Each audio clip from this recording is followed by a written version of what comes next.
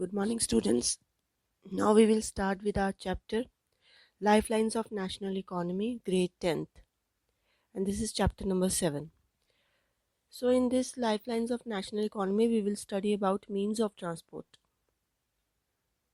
land, water, air. Within land, we will see roadways, railways, pipelines. And within water, we will see inland waterways and overseas waterways. And then airways. So, students, let's start the introduction of the chapter. So, in our daily lives, we use different material, different goods, and different services. So, some of these might be available near to our surroundings, while other requirements which we need are met by bringing things from other places. So, goods and services they do not move from supply location to the demand location of their own. So, the movement of these goods and services from the supply location to demand location needs transport. So transportation is required so that demand and supply they should come together. So the needs of the people can be met. So that wherever is a demand, there the supply can be created. So to do this, we require transport. So some people are engaged in facilitating these movements. So these are known as traders. So who provide us these goods, the manufactured goods, the traders who make products come to the consumer by transportation. So it is not that the manufacturer, the traders, they will come directly to our homes to provide the products.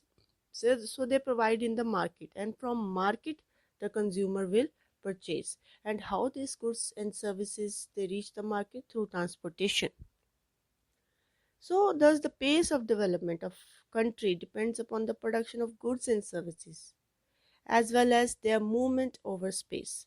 So the pace, the speed with which development takes place, it depends upon with how much pace, with how much speed the production of goods and services has been carried out, and with how much speed they move.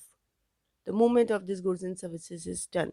Therefore, the efficient means of transport is a prerequisite, it is a precondition for the fast development. So it is essential in today's world where the globalization has been happening. So the factors that enable globalization is technology only, and within technology the fastest means of transportation. So this is essential if we are doing foreign trade, if we are interlinking our economy with the economies of rest of the world. It is important that we should have advanced means of transportation.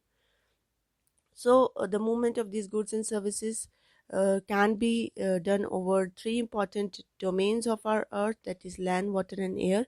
And based on this transportation can also be, a means of transport can also be classified into land, water and air transport. So students, today the world has been converted into large village, into a global village with the help of efficient and fast moving transport facilities. So I have told you we are a global village. We are interlinked. Our economies are interlinked through technology, through improvement in transportation means, through information and communication technology. So transport has been able to achieve this with the help of equally developed communication systems. So I told you that information and communication technology, it also plays a very important role in the globalization process. Therefore, transport, communication, and trade, they are complementary, they are interdependent to each other. Now, you see, students, India is well linked with the rest of the world. Despite its vast size, we are diverse, we are vast, and then we have diversity, language diversity, cultural diversity, social diversity, but still we are well linked. So railways, airways, waterways, newspaper, all these mediums of communication, radio, television, cinema, internet, they have been contributing to our socio-economic progress. So these are the links which are interlinking us. So the trades from the local to the international level, they have added to vitality of our economy. So they are vital for our economy. It has enriched our lives and it has provided us many services and facilities, and standard of our living has improved now. So in this chapter we will be looking at the various means of transport. So now students, on page 82 we have to discuss the means of transport, and the first is roadways. So India is one of the largest road network students in the world, 2.3 million kilometers at present. And India, students roadways have preceded railways. They still have an edge over the railways in view of ease with which they can be built and maintained. So roadways are easy to build, they are easy to maintain, and the growing importance of road transport vis-a-vis rail transport is rooted in the following reasons. So why roadways are more important than the railway? Let's see.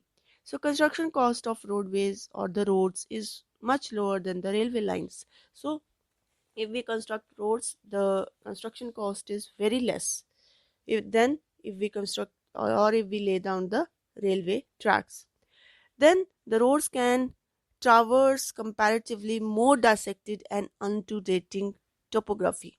Now, what is the meaning of traverse? Traverse means they can go, they can move in comparatively more divi- dissected or divided or undulating means uneven topography, means in the you can see in the Himalayas, in the mountainous region, there the topography is undulating, or the uneven topography is there in the mountains, and we have to make roads in very dissected manner, in very divided manner.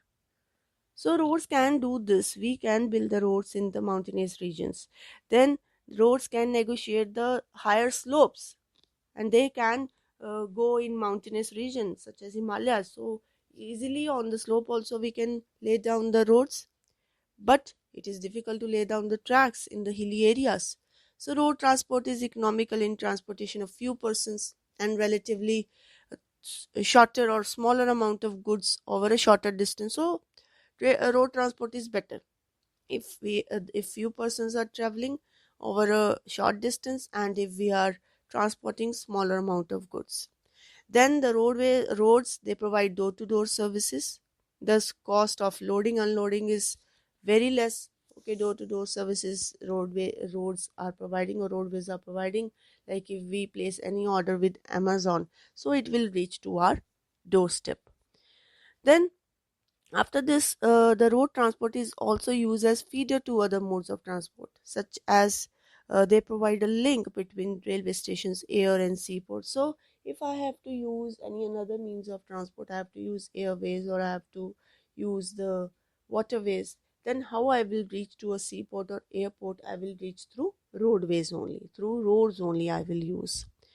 So in India, students, so this was the importance of the roadways over the railways. And in India now roads are classified in the following six classes according to their capacity. So let's see. First is Golden Quadrilateral Superhighway. So this is the first classification. So the government has launched a major road development project linking Delhi, Kolkata, Chennai, Mumbai, and Delhi by 6-lane superhighways. So the north-south corridor linking Srinagar to Kanyakumari, and then east-west corridor linking Silchar, Assam to Porbandar in Gujarat. So this is also a part of this project, and the major objective of these superhighways is to reduce the time and distance between the mega cities of the India. All these are mega city: Delhi, Kolkata, Chennai, and Mumbai. And these highways project, they are being implemented by National Highway Authority of India. So please keep this in mind. Then second is national highway. So national highway link the extreme parts of the country. These are the primary road systems. They are laid and maintained by Central Public Works Department. And number of major national highway, they run in north, south, east, west direction. So after this, now coming to the next category, that is the state highways. The roads linking a state capital with different district headquarters are known as state highways, and these roads are constructed and maintained by State Public Works Department in state and union territories. So this is state highways. Then district roads. So these roads connect the district headquarters with other places of the district, and these are maintained by Jila Parishad. Then we have other roads, rural roads, like which link the rural areas and villages with towns. So these are classified as rural roads, and these roads received the special grant under Pradhan Mantri Gramin Sadak Yojana. So these are built under these kind of schemes. And under this scheme, there is a special provision so that every village in the country is linked to a major town in the country by an all season motorable road. So, this was about the categories of the road. We have seen golden quadrilateral superhighways, national highways, state highway, district roads, and other roads. Now, page 84, students of your book. Now, I was discussing the roads classification only. Earlier, we discussed golden quadrilateral superhighways, national highways, state highways, district roads, other roads. Now, the next is border roads. Okay, so border roads now apart from these border roads, organization or government of India undertaking construct and maintains roads in the border areas of our country. So this organization was established in 1960 for the development of roads of strategic importance in the northern and the northeastern border areas. So there the construction was done near to the border areas, and these roads have improved the accessibility, means now it is easy to reach in the areas of difficult terrain where there is a rocky terrain is there, uneven terrain is there, and they have helped in the economic development of these areas. Obviously, if infrastructure will be laid down, then it will be easy for the people to move, for the goods to move, and the economic prosperity and the economic opportunity in the area will increase. So it will lead to the overall development of the area. So the next classification, now let's see, roads can be classified on the basis of type of material used. So it can be metal road, which is your pakka road, and it can be unmetal road, which is your kacha road. And unmetal roads, they go out of use in the rainy season. Now the next topic which we have to see is road density. So road density, students, means the length of road per 100 square kilometer of area. The length of road per 100 square kilometer of area is known as density of roads. Means in 100 square kilometer of area, how much is the length of road which is being constructed or laid down. So this distribution is not uniform. If you see the distribution, the density of roads is very less in Jammu and Kashmir, and if you see on the other hand in Kerala, it is very high. So you know the reasons. Kerala being the more prosperous state, and see the Jammu and Kashmir, the conditions are not that much favorable. So students, but still road transportation in India faces many problems like keeping in view the volume of traffic and passengers. The road network is inadequate. About half of the roads are unmetalled, and they go out of use in the rainy season. It limits their uses in the rainy season. Then the national highways are also inadequate, and roadways are highly congested in the cities. If you see, there are narrow bridges, and culverts are old and narrow. But however, in recent years, fast development of road network has taken place in different parts of the country. Now next is the next means of transport or transportation, student, is railways. So railways are the principal mode of transportation for goods, if we have to transport goods in bulk to a long distance, and passengers in India. Railway also make it possible to conduct many activities like business. So many activities, railways can be used for many activities like business, sightseeing, tourism, pilgrimage, for the religious purposes, then transportation of goods over longer distance. And apart from an important means of transport, the Indian railways have been a great integrating force for more than 150 years. And railways in India, they bind the economic life of the country, as well as they accelerate the industry and the agriculture. So railways are laid down wherever prosperity is there, wherever economic prosperity is there, wherever economic opportunity is there.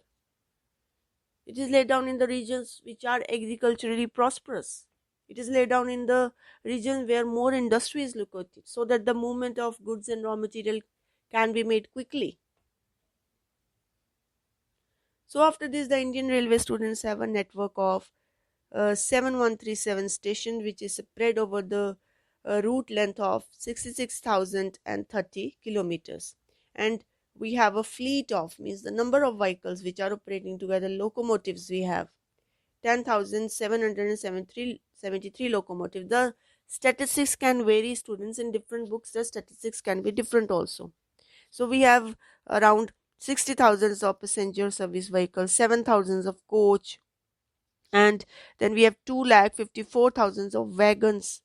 So this was the March 2015 data. So please keep this in mind. Statistics can vary from different editions to different editions. Now page 85.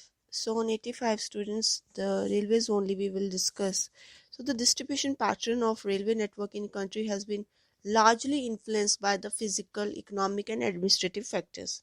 Like the northern plain students, with their vast level land, high population density, rich agriculture resources, it has provided more favorable conditions for their growth, for the growth of the railways in the northern plains. So if you see in the northern plains, we have more of the railway tracks which are being laid down. Why? Because conditions are favorable here. Population is living more, agriculturally prosperous regions. So the plain lands, it is they are providing to the railways. Then the large number of rivers also require construction of bridges across their wide beds. So it poses some obstacles to the railway because more rivers are there in the northern area. So we have Punjab plains, Ganga plains, so Brahmaputra plains. So many rivers are there in this region. So more and more bridges railway has to construct. Then after this, in hilly areas, in peninsular region, the railway tracks are laid down through low hills, gaps, tunnels, and if you see Himalayan mountains regions too, the unfavorable conditions are there for the construction of railways because of the high relief, uneven topography, population is very less, economic opportunities are very less. So it is difficult for them to lay down the railway tracks in the hilly regions. Then similarly in the sandy plains of western Rajasthan, it is very difficult to lay down the tracks. Swamps of Gujarat, forest area of Madhya Pradesh, Chhattisgarh, Odisha, Jharkhand, all this tribal and forest area.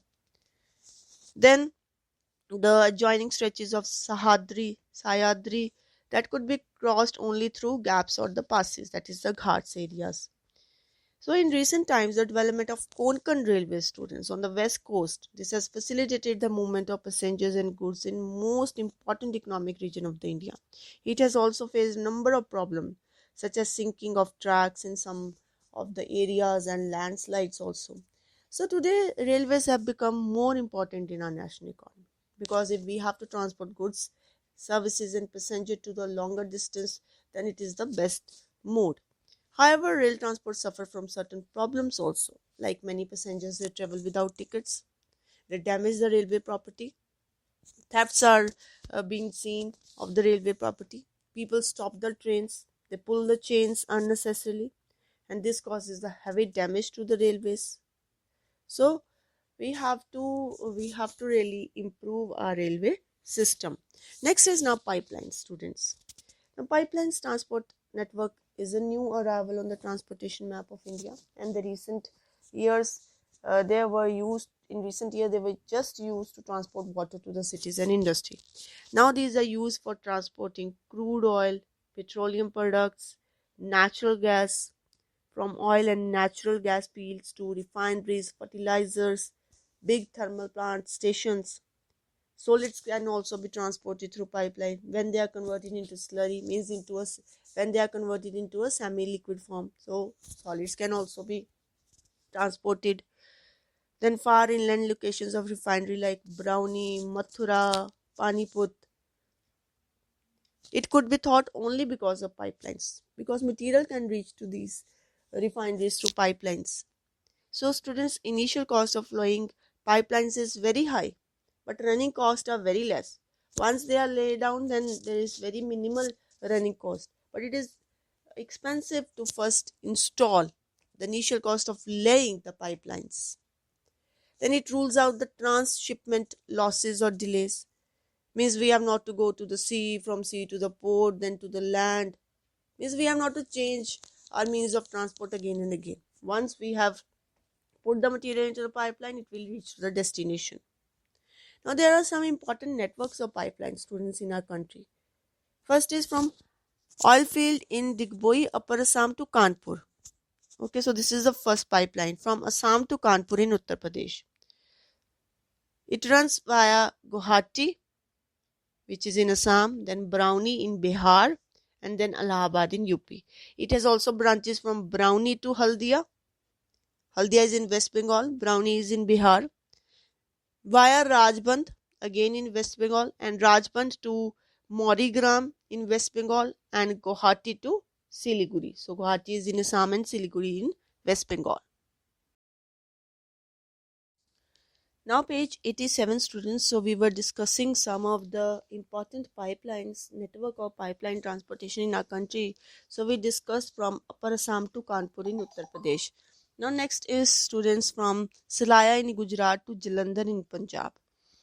So second one, Salaya in Gujarat to Jalandhar in Punjab. So it runs via Viramgam in Gujarat, Mathura in UP, then it comes to Delhi, and then finally in Sonipat, which is in Haryana. So it has branches which connect Koili in Gujarat near Vadodara, and then Chaksu in Haryana and other places. So this was the second one. Now third one, this is also known as HVJ pipeline. So this is very important. The gas pipeline from Hazira in Gujarat, it connects Jagdishpur in Uttar Pradesh via Vijaypur in Madhya Pradesh. So please keep this in mind. So these are the states through which HVJ pipeline they run from Gujarat to Uttar Pradesh and Madhya Pradesh, and it has branches in Kota also in Rajasthan, Shahjahanpur in Uttar Pradesh, Babrala in Uttar Pradesh, and in other places in Uttar Pradesh. So that was all about the pipelines. Now waterways. Now let's see the waterways. So waterways, students, the role played by waterways in spreading the Indian commerce and culture. So we all are well aware of waterways. It played a very important role in the development of our economy, and it is considered to be the cheapest means of transport. If we have to transport the goods in bulk, so it can be transported easily, and it is the cheapest means. So it is fuel efficient also, and it is environment friendly also. So after this, now students, we have some waterways that has been declared as national waterways by the government of India. So let's see the first national waterway, number 1.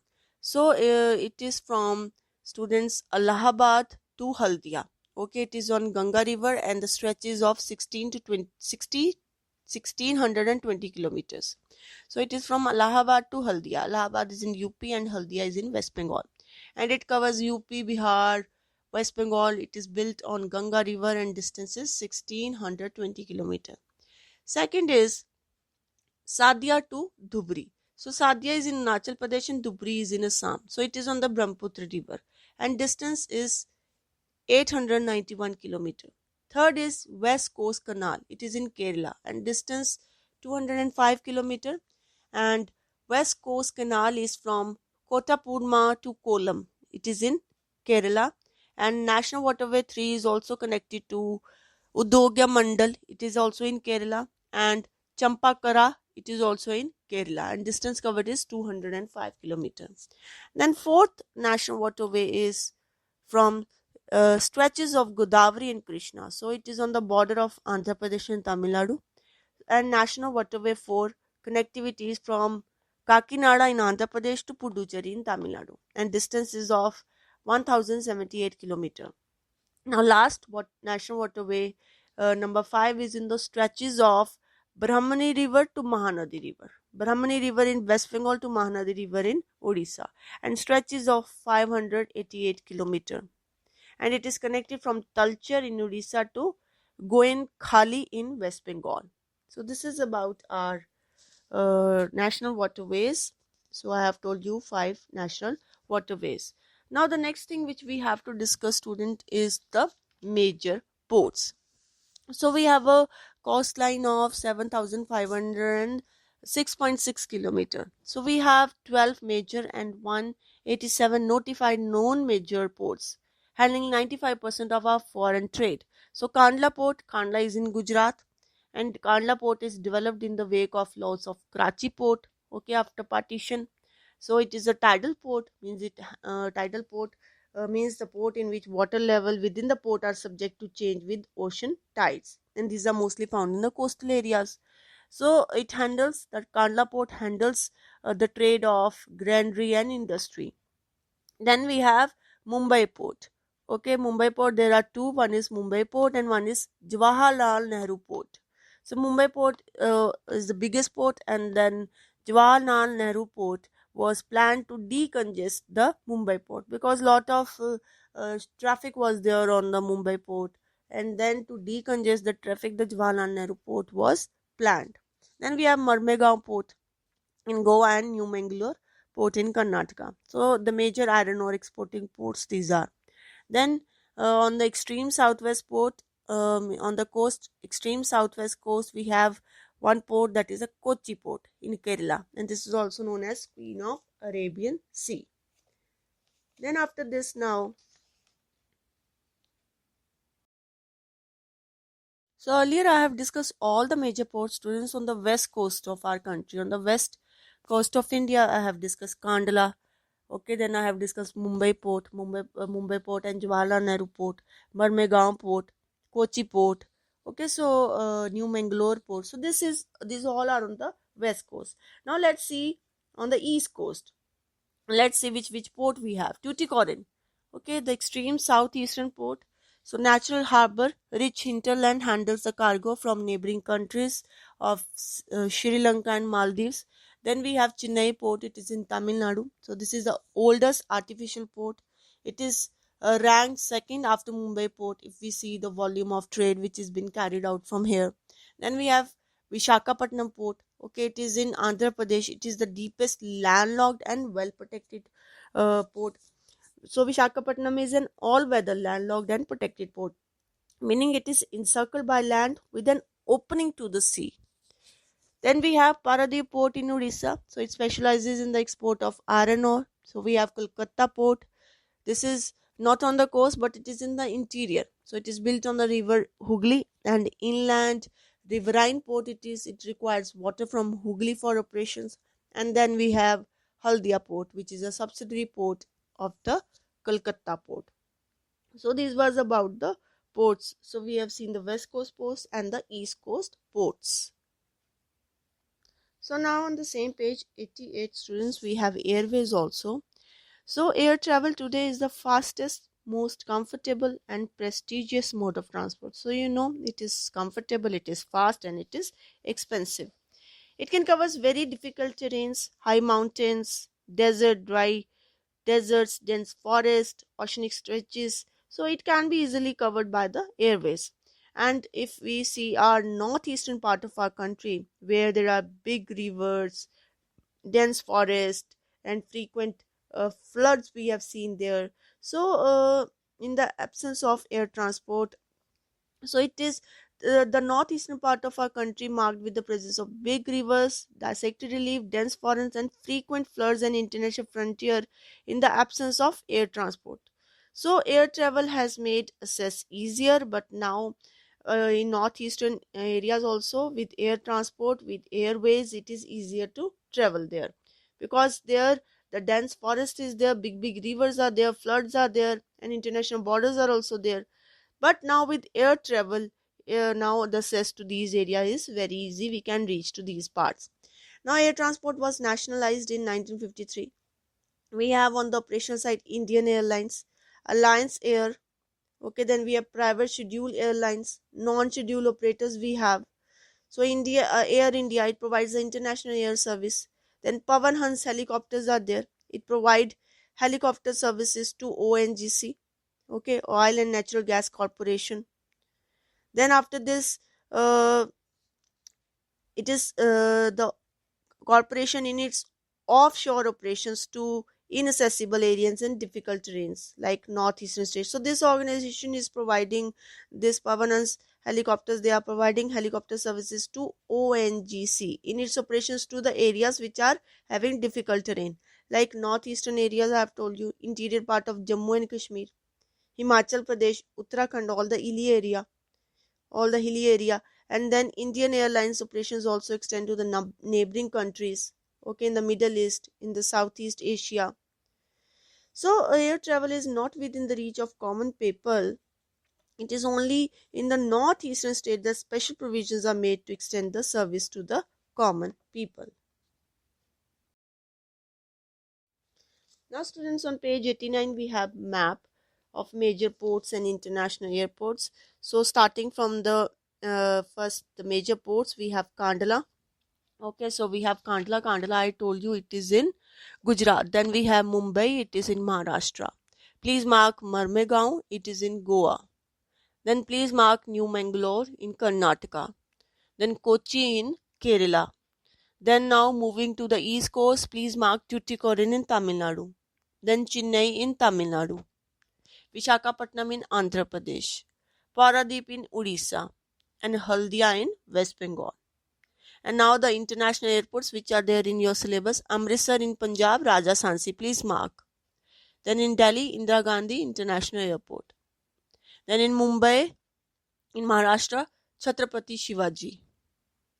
Then in the south, Chennai, Tamil Nadu, Meenambakkam.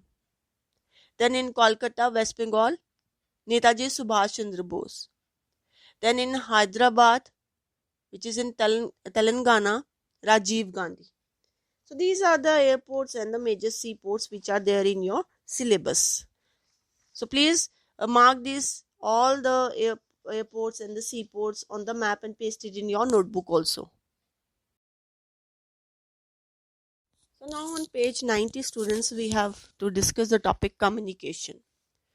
So ever since humans appeared on earth, they have been using different means of communication. So we are using different means of communication, but the pace of change has been rapid in modern times. Long distance communication is far easier without the physical movement of communicator or the receiver. So now you can see we can communicate easily.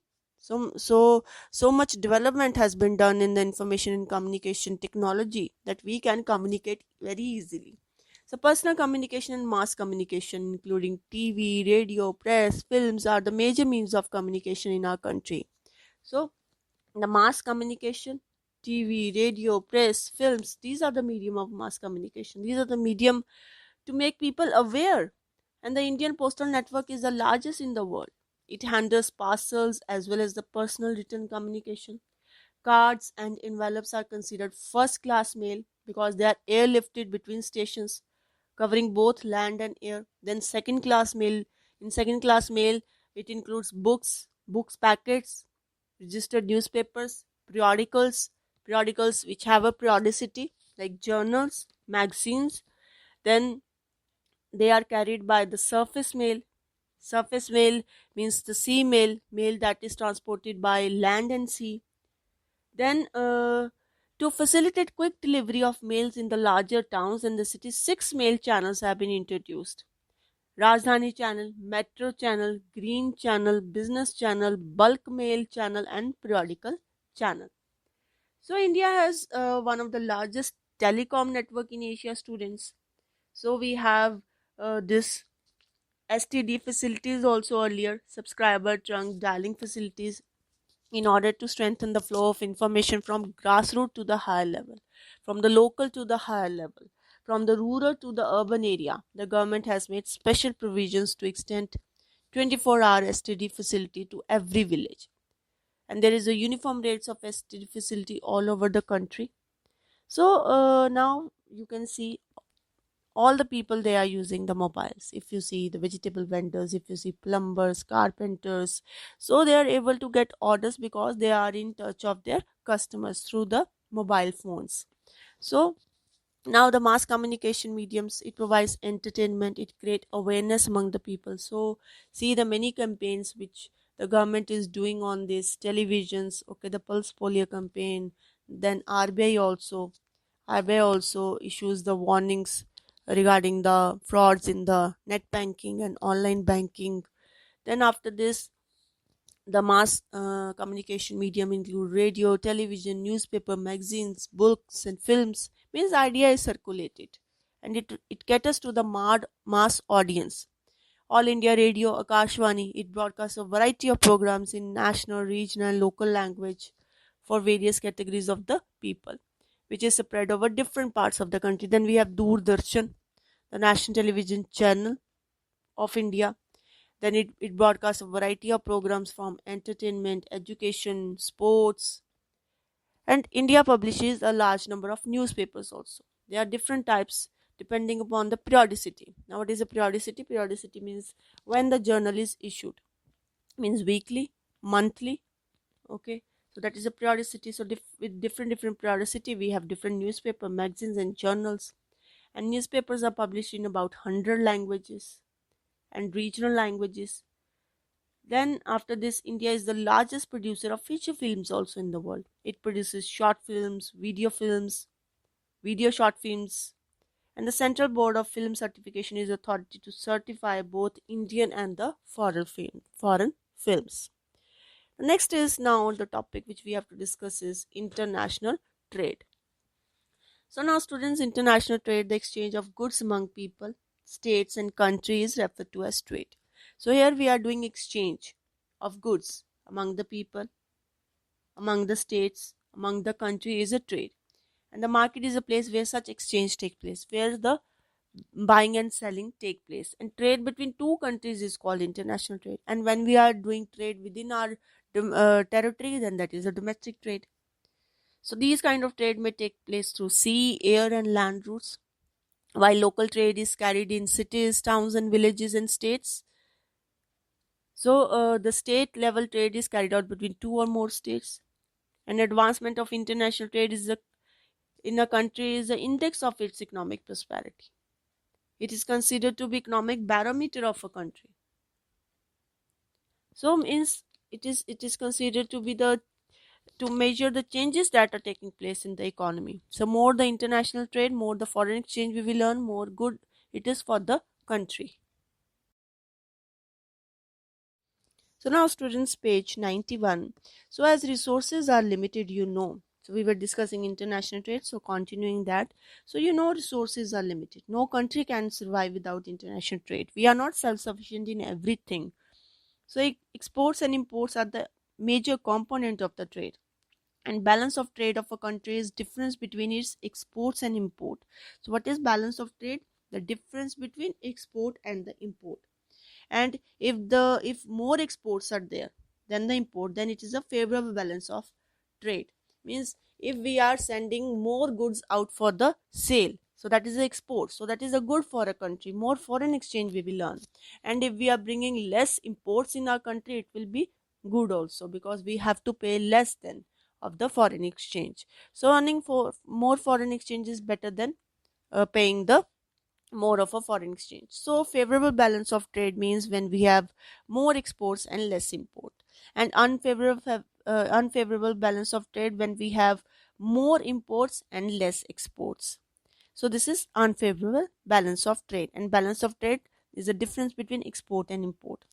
So India has trade relation with all the major trading blocks, okay, and all geographical regions of the world. So we have our relations, our trade being carried out to different regions of the world. And among the commodities in export, the share of agriculture has been 9.9%, minerals 4.0%, gems and jewelry 14.7%. So statistics can vary, students. Again, I am saying you. And then petroleum products 16.8%. So this was our export.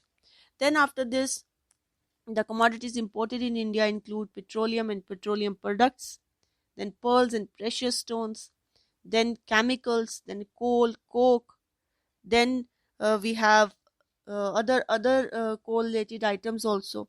Then we have machinery. Okay, then bulk imports as a group registered a growth accounting to 28.2%. Then international trade has undergone a sea change in the last 15 years. Exchange of commodities and goods have been replaced by exchange of information and knowledge. So there is an explosion of information and knowledge, and India has emerged a software giant at international level.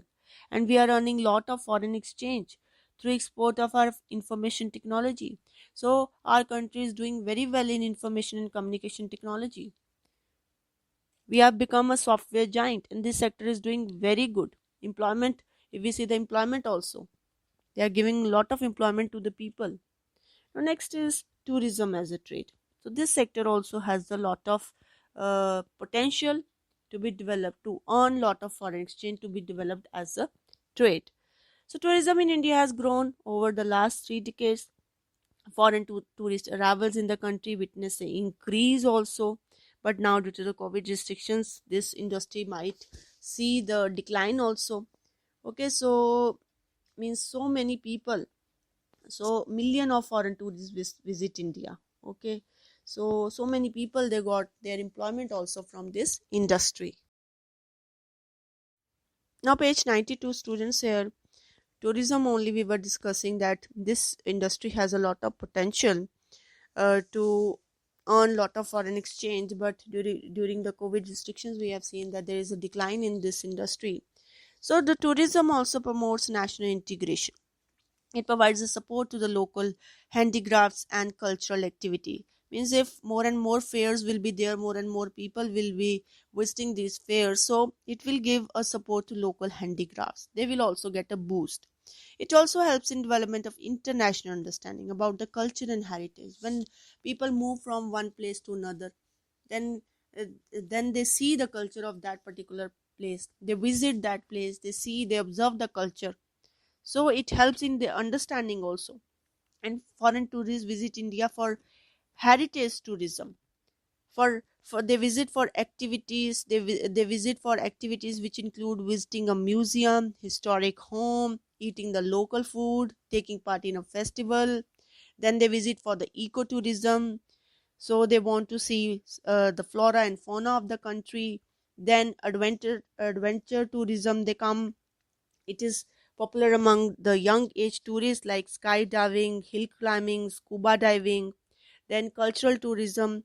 So people come here to attend certain festival, to visit a monument. Then medical tourism.